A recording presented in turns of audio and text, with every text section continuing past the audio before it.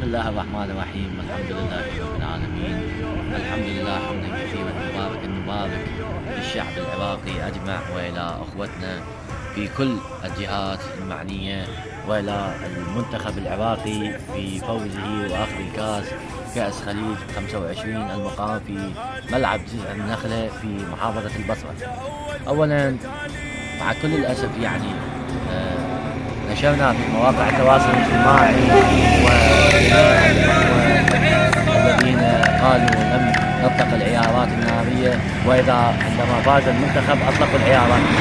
هذه العيارات النارية أيها الأخوة لا ترحم أي حال، قد تصيب الأطفال، قد تصيب الشيبة، قد تصيب النساء، وهذه عليها دية ميت. يعني في تصريح للسيد حفظه الله ورعاه السيد السيستاني دام ظله، الدية دية ميت، كل طلقة تخرج دية ميت عليها.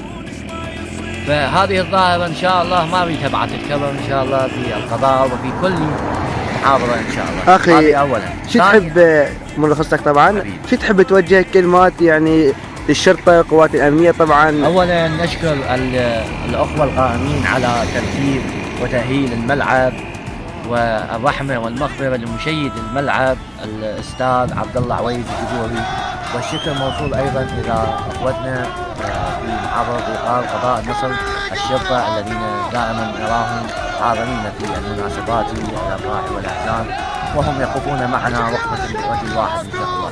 الشكر للجميع ولكل من ساهم في هذه الفرحة، وإن شاء الله الفرح دائم على هذا الشعب المظلوم، وإن شاء الله نشوف من هذا الكأس الخليج يعني هواي شغلات راح تفيد العراق، والشكر موصول ايضا الى بيت قضاء النصر الذي دائما نراه ينقل هذه الاحداث الجميله والمفرحه للشعب العراقي، والشكر موصول الى الاخ دائما الذي نراه في اعلامه متطور ان شاء الله، الاخ مقتدى فرج العتابي، ونهنيه على هذه المبادرات الجميله التي يقوم بها وينشر الاخبار المفرحة لهذا الشعب المظلوم. والحمد لله رب العالمين، صلاة والسلام على أشرف خلق محمد وآله أيضا نستنكر الحدث الذي حدث اليوم في ملعب جزء النخلة، والذي لا يمتلكون بطاقة أو تذكرة لدخول الملعب. إذا أنت ما عندك بطاقة أو ما عندك تذكرة، ليش ياخذك الملعب وتسبب في إحراج للأخوة الذي يقومون في تنظيم الملعب؟ وأيضا نستنكر الحادث المؤسف الذي حدث قبل يومين الذي راح ضحيته 11 نفر من أهالي سوق الشيوخ، ونعزي أهلهم أيضا وذويهم، ونسأل الله الرحمة والمغفرة لهم، والحمد لله رب العالمين، والصلاة والسلام على أشرف خلق محمد وآله الطيبين الطاهرين.